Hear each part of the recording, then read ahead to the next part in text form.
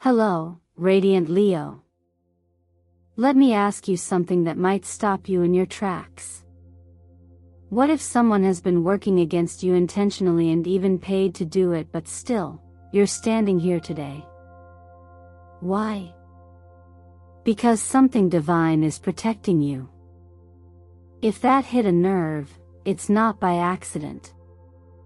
The moment you clicked on this video, you stepped into a space where truth meets energy and where your intuition is finally being confirmed. This is eternal mindfulness, where the messages aren't just predictions, theory, revelations. And today's revelation, Leo, is one of the most powerful you've received in a long time. Someone has been trying to enter your energetic field quietly, without permission while you sleep. You may have already felt it, waking up drained, startled for no reason at 3 a.m., or having dreams that don't feel like your own. You might have brushed it off as stress or coincidence. But it's not. And deep down, you know that. There's a reason you've been feeling watched when no one's around. A reason your spirit feels heavier than your body.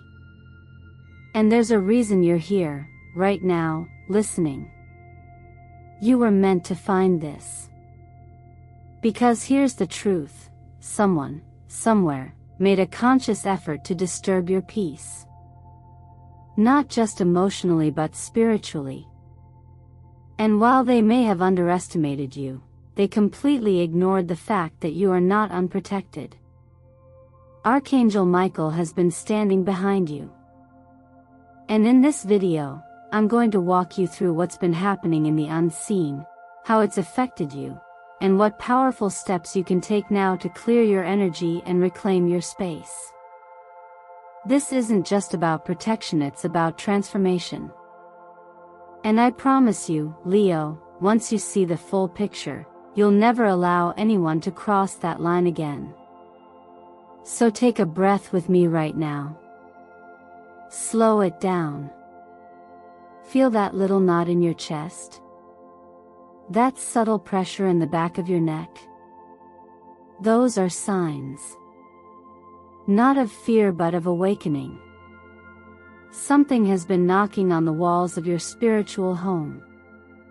But now you're going to answer with power.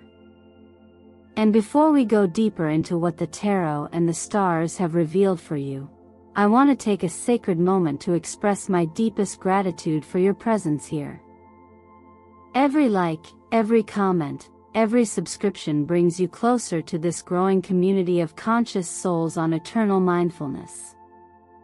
Your support fuels this space and allows these divine messages to reach those who need them most. So please, if your heart has already felt even the faintest truth in these words, leave a comment below to affirm it. Say this out loud or type it in the comments. I welcome light, and I close every door to darkness. This isn't just a phrase, it's a frequency. It's you claiming your space back. And yes, I will be reading your comments because I know the moment you write it, energy shifts. Leo, my bold-hearted friend, stay with me until the end, because what the universe is about to uncover will not only protect you, it will elevate you. Now tell me honestly, what brought you here today? Was it curiosity? Or was it something deeper pulling you toward the truth you've been avoiding? Let's find out together. There are moments in life when the silence around us grows heavier than any sound. You wake up in the middle of the night, heart racing, with the sensation that someone or something has just passed through your space. Your shoulders ache even though you've done nothing physically exhausting. You try to sleep, but it's as if your mind is guarding a door that your body doesn't even know exists. These aren't mere coincidences. These are signals from your inner world, your sacred house, that something foreign has entered, something that doesn't belong, and yet, somehow found a way in. When the reverse Two of Swords appears, it points to an inner denial. You feel something is wrong, but you second-guess it. You tell yourself you're overreacting, that it's probably just stress, a long day, or something you ate. But the truth is more nuanced. This card suggests you're standing at the crossroads of instinct and rationalization, and instead of choosing, you're closing your eyes to both. You sense something intruding into your energetic space, but you don't want to face what it means.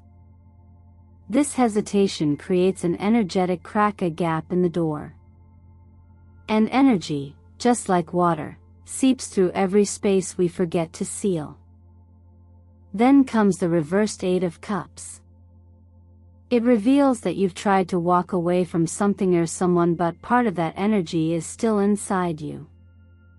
Maybe it's a past relationship you thought you were over.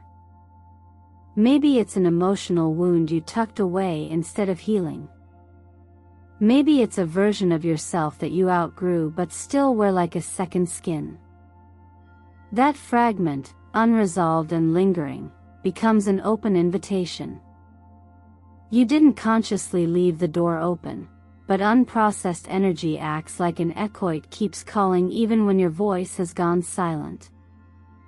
The Seven of Swords, with its cloak of deceit, indicates a presence that doesn't have your best interest at heart.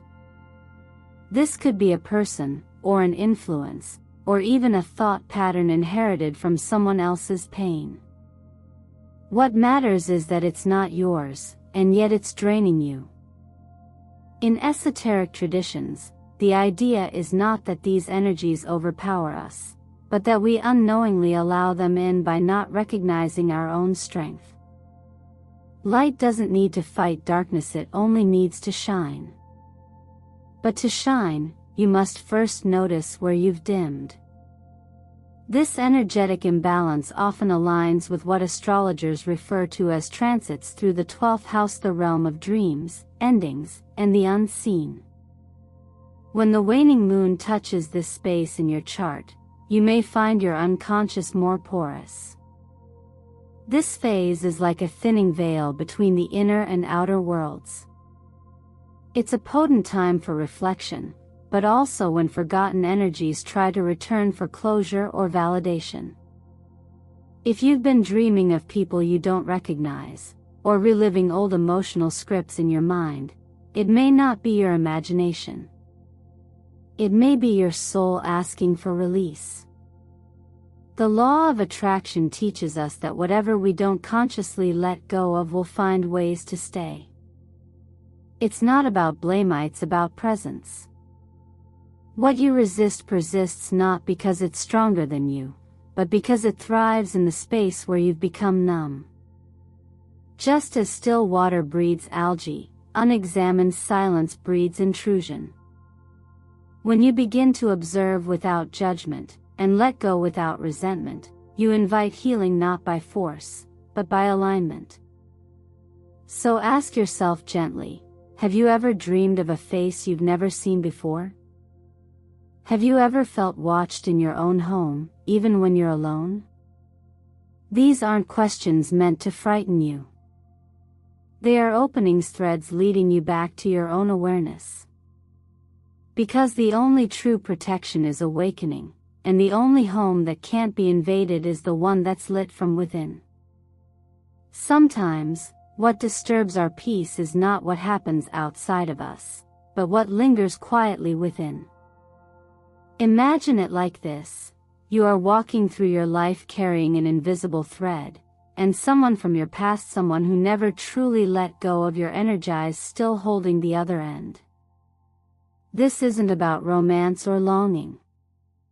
It's not about unfinished business in the traditional sense. It's about control cloaked in attachment, and about the way unresolved pain can masquerade as presence. What you're feeling may not even be your own sadness. It might be the emotional residue of someone who once had access to your heart and now refuses to release it. The reversed Queen of Swords appears as a symbol of emotional manipulation, a wounded figure who confuses connection with ownership. She may be a real person or the archetype of someone who lived through bitterness and never healed. This kind of energy doesn't need to speak to you directly. It operates in silence, feeding on memory and unspoken words. You may find yourself thinking about someone unexpectedly, without reason, or feeling drained after dreaming of people you haven't seen in years. These are not random events theory echoes of an energetic link that was never truly severed. When the reversed Four of Swords appears, it shows that your system hasn't been resting even if your body has. There is a difference between sleep and surrender. True rest only happens when we feel safe enough to let go. But if your subconscious is always in defense mode, alert to an invisible presence, it will never fully drop its guard. That tension builds over time, showing up as fatigue, anxiety, and even chronic emotional dullness. It's like sleeping with the door unlocked in a neighborhood you no longer trust. Then there is the Knight of Cups, once a symbol of your giving nature. You've likely poured your heart out for others, offered compassion without expectation, and carried people through storms they never thanked you for. But this card, in the context of this reading, arrives not to praise that love, but to ask, when was the last time you refilled your own cup? When did giving become your default mode, even when you were already empty? Generosity is beautiful, but only when it comes from overflow, not depletion. In numerology, the number 7 is the number of the seeker. It's the path of inner wisdom, solitude, and divine questioning. But it's also the vibration of learning to discern who to let in, and who no longer deserves access to your sacred space. Not out of cruelty, but out of compassion for yourself. Like a temple that is open to all, but protected from those who seek to defile it, your energy must also have thresholds. Boundaries are not walls, they are doors with sacred locks, and only those who hold the vibration of respect should be given the key.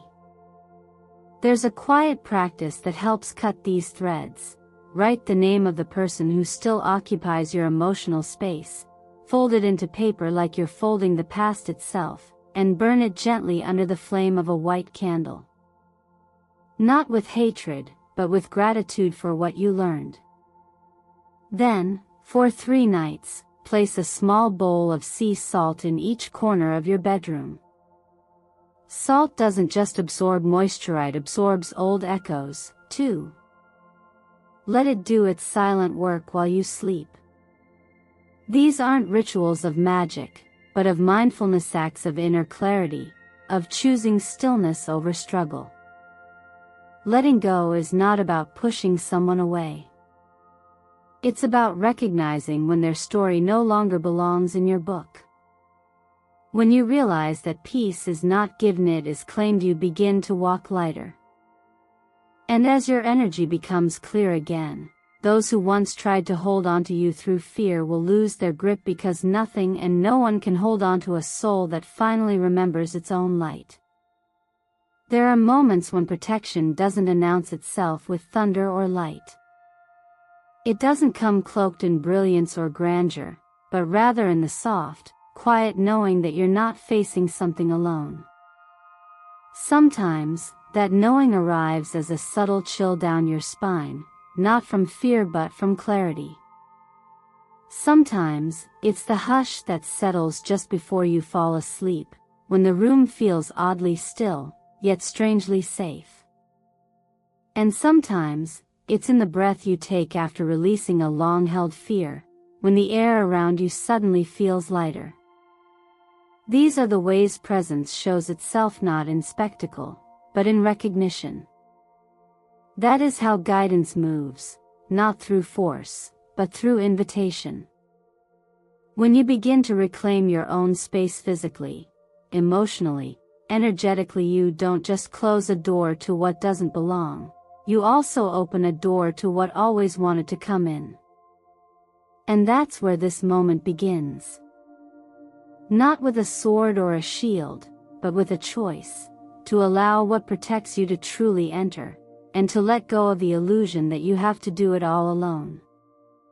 That choice is subtle, and yet it changes everything. Because no matter how pure or powerful a force is, it will always honor your free will. Even light waits to be welcomed. Many people think of protection as something we call on when we're in danger, but true protection begins before the storm. It begins with awareness. It begins when we stop tolerating the constant leak of energy through forgotten doors we never meant to leave open. And it deepens when we stop identifying with the fear and begin aligning with something stronger than fear presence. You don't need to see Archangel Michael to know he is near. The sense of steadiness that returns to your breath, the soft release in your shoulders after days of tension, the unexpected calm in your heart even when the world outside feels loud, these are the signals of something sacred standing beside you. There's an old teaching that says protection arises from clarity. Not from shutting the world out, but from seeing it as it is. And that includes seeing yourself as you are, not broken, not behind, not fragile, but awakening. And in awakening, you give yourself permission to choose again. Not from survival, but from sovereignty. That's why simple rituals can be so powerful. Lighting a white candle each night for 3 days isn't just about flame, it's about intention. Fire has always symbolized transformation. It doesn't destroy randomly, it purifies. And salt, long used as a purifier in both body and environment, doesn't just cleanse, it holds space. A bowl of salt water at the corners of your room is like a silent guardian, absorbing what doesn't serve and holding it until you're ready to let it go. Writing a single sentence, "I close every door that does not belong to me," and placing it under your pillow may feel small. But in the subtle world of energy, clarity is currency. Words carry weight when they are aligned with truth. As you sleep, this statement becomes a gentle filter, reminding your subconscious of the boundaries you've set in the waking world. And when the mind rests in alignment, the soul has room to breathe again. Colors, too, have their own vibration. During this cycle, let silver white surround your space. It reflects negativity while inviting divine clarity. Let pale blue soothe your heart and nervous system, bringing a sense of calm to your inner waters. And let gold, always a Leo's natural frequency, remind you of your inherent worth, not as something to prove, but something to live. If you feel drawn to affirm this now, let it begin with a simple declaration. Speak it aloud or whisper it to yourself. I have chosen to be protected. I have chosen light. That choice doesn't make you naive, it makes you powerful. Because true strength isn't the ability to fight alone, but the wisdom to open the door only when the right energy knocks. Sometimes healing doesn't begin with a breakthrough. It begins with the quiet acknowledgement that something familiar keeps repeating, not because life is cruel, but because part of you still believes that's how love, power, or safety is supposed to feel. When the Queen of Cups appears, she carries with her the weight of nurturing that was never fully returned. She reflects the energy of the mother who may have loved you deeply, yet taught you without meaning. Love comes with sorrow, sacrifice, or silence. This love wasn't wrong, but it was shaped by her own wounds, passed down like stories written in a language she never got to rewrite. And when we don't examine the tone of these stories, we begin living them as if they are our own. Then comes the Emperor, a symbol of order, control, and masculine authority. But in this context, he often speaks of the father who was physically present yet emotionally distant, or the patriarchal structure you grew up under that praised strength but punished vulnerability. The Ten of Pentacles and the High Priestess surrounding him tell us that this is more than just your story, it's the echo of your lineage. The patterns of your ancestors don't just live in your family tree. They live in your nervous system, in your survival strategies, in the rules you follow without knowing where they came from.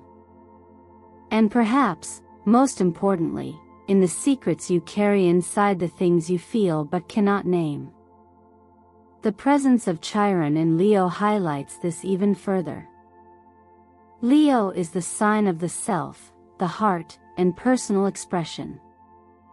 When Chiron, the archetype of the wounded healer, touches this place, it asks you to heal your identity through the very areas where you've been made to feel small, unseen, or not enough. It's not about fixing who you are, it's about reclaiming who you were before the world told you to be someone else. That pain in your chest when you try to speak your truth. That hesitation before celebrating yourself. These are not personality flaws. They are inherited defense mechanisms. And once you see them, you no longer have to keep them. One simple truth often forgotten is that the cycle doesn't stop until you say it does. The law of attraction teaches us that what we subconsciously accept will continue to be mirrored back to us. If you believe love must hurt, you'll keep finding relationships that prove it. If you believe you must be perfect to be accepted, you'll keep overextending yourself and still feel like you're not enough. The universe isn't punishing you, it's offering you a mirror, gently asking, is this still true for you? That's why the act of conscious rewriting is so important. Writing a letter or journal entry to your ancestral line with the phrase, I honor the path you walked, but I choose another way, is more than symbolic, it's a shift in energetic allegiance. It tells your body and soul that you're no longer carrying someone else's blueprint. And sound, especially sound with intention, has the power to help integrate this shift. Listening daily to healing frequencies like 528 Hz doesn't just soothe your mind, it helps your cells remember safety. It returns your energy to harmony when your past has conditioned it into tension. There's a quiet power in knowing that you don't need to hate the past to release it. You just need to stop carrying it like it's still happening. The thread that connects you to your history can become a root instead of a chain, but only when you realize you're allowed to grow in a different direction. Just because pain shaped you doesn't mean it defines you. You are not here to repeat. You are here to realign. And with every breath you take in awareness, you begin to loosen the knots you once thought were permanent. There comes a moment when truth stops whispering and starts ringing like a bell inside your chest. It may not be loud, but it's undeniable. It's the moment when something inside you, something long buried, finally stirs and asks, is this really the life I chose? Or the one I inherited, adapted to, or simply endured? That question alone holds more power than any external force ever could. Because the one thing that enemies, fear, and old patterns cannot withstand is the light of self-awareness. Not the idea of it, but the lived experience of seeing yourself clearly, without distortion, and choosing from that place of clarity. When the judgment card arrives, it's not asking you to prove anything to the world. It's calling you back to yourself, to a version of you that existed before shame took root, before compromise became a habit, before your light was measured against other people's comfort. This card is not about external punishment or reward, it's about internal alignment. It's about hearing your own voice again after years of tuning it out. Then comes the sun, not as a symbol of success or image, but as an illumination of essence. The sun reminds you that joy is not something you chase. It's something that returns the moment you stop pretending. It's the natural result of inner congruence when your thoughts, choices, and actions finally stop contradicting each other. This joy, this light, is unbearable to those who feed on confusion. Those who thrive on your doubt cannot breathe in your certainty. And so when you begin to return to the clarity of who you are, you may notice certain people pulling away. Let them. Your truth is not for negotiation. But before the sun shines, the moon often appears. This is the part that asks you to sit with discomfort, to face the illusions, the false promises, the inherited beliefs that once kept you safe but now keep you stuck. The moon reveals the parts of you that have operated in shadows, not because you are deceitful, but because you were surviving.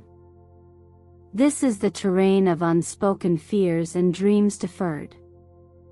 It is the passage every soul walks before reuniting with its light. The Two of Cups emerges next, not as a romance, but as a reunion between your divided selves. The you who had to be strong all the time, and the you who secretly wished to rest. The you who conformed to be accepted, and the you who longed to break free. This is the sacred handshake between what you were and what you're becoming. And in that merging, the magician awakens. The Magician card, or Mago, arrives as confirmation. You already possess everything you need to create a new experience. You have the tools: thought, emotion, will, and action.